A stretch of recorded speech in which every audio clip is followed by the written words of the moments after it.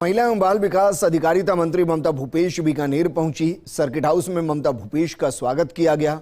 मंत्री ने कहा कि सीएम गहलोत की अगुवाई में बेहतर काम हो रहा है। जेपी नड्डा के दौरे को लेकर भी चुटकी ली। मंत्री से खास बातचीत की हमारे सहयोगी लक्ष्मण राघव ने। महिला बाल अधिकारिता मंत्री ममता भूपेश बीकानेर में हैं। दरअसल राजस्थान के अलग अलग जिलों में वो जा रही हैं। ग्राउंड स्तर से फीडबैक लेने की कोशिश है, कार्यशाला हो रही है। हम बात शुरू करते हैं सबसे पहले दौरे को लेकर। निश्चित तौर पर महिलाओं की जब बात आती है तो कहीं ना कहीं काफ़ी अच्छी योजनाओं के बावजूद भाजपा के निशाने पर कांग्रेस सरकार रहती है। दो मुद्दे लगातार उठा रही है। महिला उत्पीड़न की बात वो करते हैं बार बार, दुष्कर्म के केसेस की बात करते हैं, और दूसरा वो कहते हैं कि दलितों पर जो उत्पीड़न हुए हैं उसकी FIR जो हो रही हैं। क्या कहेंगे, किस तरह से ये चीज़ें आप कर रहे हैं और भाजपा जो कह रही है? देखिए, भाजपा को तो ये चीज़ें बोलनी नहीं चाहिए कि महिला उत्पीड़न क्या हो रहा है। यूपी के अंदर जिस तरह से उनके गृह मंत्री के बेटे ने सरेआम महिला को कुचला, किसानों को कुचला, वहाँ उन्नाव में क्या घटनाएं घटी, लखीमपुर खीरी में क्या हुआ, तो उनकी खुद की जो शासित राज्य है वहाँ स्थिति क्या है महिलाओं को लेके। राजस्थान तो इन सब चीज़ों के अंदर घटनाएं हो रही है। मैं ये नहीं कह रही कि घटनाएं नहीं हो रही, लेकिन हम लोग जिस लेवल पे जीरो टॉलरेंस पावर के साथ काम कर रहे हैं और हमारी सरकार की प्रयास है इस बात का, मुख्यमंत्री जी का सख्त निर्देशन है पुलिस विभाग को, एडमिनिस्ट्रेशन को, कि इस तरह की घटनाएं अगर होती हैं तो उनको तुरंत संज्ञान में लिया जाए और उनके ऊपर कार्रवाई करने का प्रयास किया जाए। बात करें आपका जो डिपार्टमेंट है, आंगनबाड़ी कार्यकर्ताओं की कुछ एक घोषणाएं भी हुई, कुछ एक उनकी समस्याएं लगातार रहती हैं। हालांकि फ़ोन कनेक्टिविटी की बात वही महिलाओं के लिए गिफ्ट है बजट में, जो उस पर बात करेंगे आपसे हम। लेकिन आंगनबाड़ी कार्यकर्ताओं की अपनी कुछ पीड़ाएं भी हैं, वो काम सारे उनको बता दिए जाते हैं। इस तरह की बातें, आंदोलन उनके होते रहे हैं। तो आप चूँकि ममता भूपेश महिला अधिकारिता विभाग आने के बाद से किस तरह का फीडबैक आया है, क्या कुछ आप करना चाह रहे हैं, क्योंकि ग्राउंड स्तर पर बदलाव वहीं से शुरू होता है? देखिए, आंगनवाड़ी वर्कर्स जो हमारी मानदेय कर्मचारी हैं, मैं एक तो आपके चैनल के माध्यम से उनको सैल्यूट करना चाहूँगी, उनको धन्यवाद देना चाहूँगी कि राजस्थान में कोई भी परिस्थिति हो, आंगनवाड़ी वर्कर फ्रंट लाइन पे फ्रंट वर्कर बन के काम करती हैं, सब लोगों का ध्यान रखती हैं, चाहे कोविड काल हो चाहे अन्य काल हो।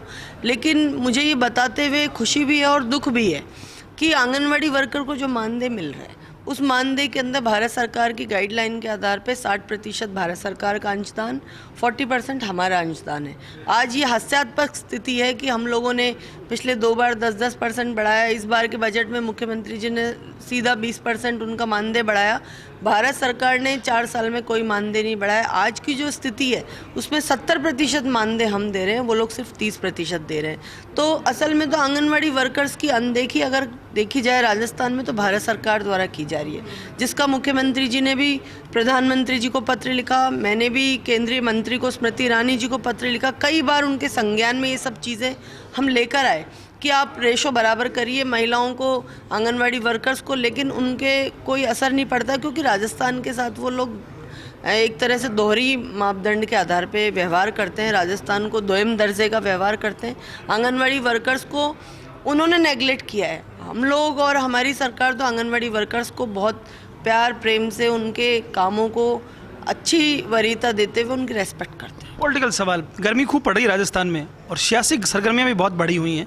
झीलों की नगरी में मंथन हो रहा है। इस तरफ अशोक गहलोत बयान दे देते हैं कि मेरा इस्तीफा सोनिया गांधी के पास पड़ा है। ममता भूपेश कुछ कहेंगी?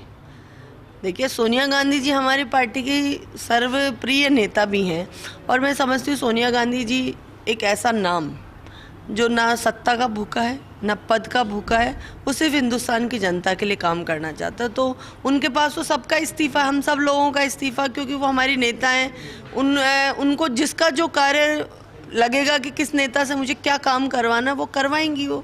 तो इसलिए मुझे नहीं लगता कि अगर अशोक गहलोत जी कुछ कहते हैं या कोई और कुछ कहता है तो उससे कोई फ़र्क नहीं पड़ता। सोनिया जी हमारी नेता हैं। अब जिस संभाग में बैठे जेपी नड्डा भी आ रहे हैं, कुछ कहेंगे? उनका कार्यक्रम है, बड़े कार्यक्रम है। देखिए, अभी वो हमारे पूर्वी राजस्थान में भी आके गए थे, वहाँ उन्होंने कहा कि मैं SC ST की सीटों पे फोकस करूँगा। अभी वो इधर आके कहेंगे, लेकिन राजस्थान की जनता ने अशोक गहलोत जी को, कांग्रेस को सत्ता में आने का मौका दिया था पिछली बार, और जो 5 साल का फ़र्ज़ हम लोग निभा रहे हैं और जो जनता ने हम पे भरोसा किया उसके आधार पे हम लोग कार्य कर रहे हैं। मुझे लगता है चाहे JP नड्डा जी आओ चाहे कोई भी हो, राजस्थान की जनता में उनकी दाल गलने वाली नहीं है और यहाँ पुनः एक बार कांग्रेस को आशीर्वाद राजस्थान की जनता देगी। बहुत शुक्रिया हमसे बात करने के लिए। Thank you. तो ये थी ममता भूपेश, जिन्होंने हमसे बातचीत की, खासतौर पर उन्होंने रेखांकित किया, आंगनबाड़ी कार्यकर्ताओं को सैल्यूट किया। लेकिन जब मानदेय की बात आई तो डिप्लोमेटिक तरीके से एक बार फिर कह गई कि ये काम केंद्र सही से नहीं कर रहा है, राजस्थान कर रहा है। साथ ही साथ पॉलिटिकल सवालों के जवाब में ममता भूपेश का कहना था कि राजस्थान में जिस तरह की योजनाएं आई हैं, बजट जिस तरह का आया है, उसके बाद चाहे जेपी नड्डा आए या चाहे कोई भी आए, इस बार मिथक टूटेगा और शायद कांग्रेस रिपीट करेगी। कैमरा पर्सन गुलाम रसूल के साथ Laxman Raghav, First India News, Bikaner.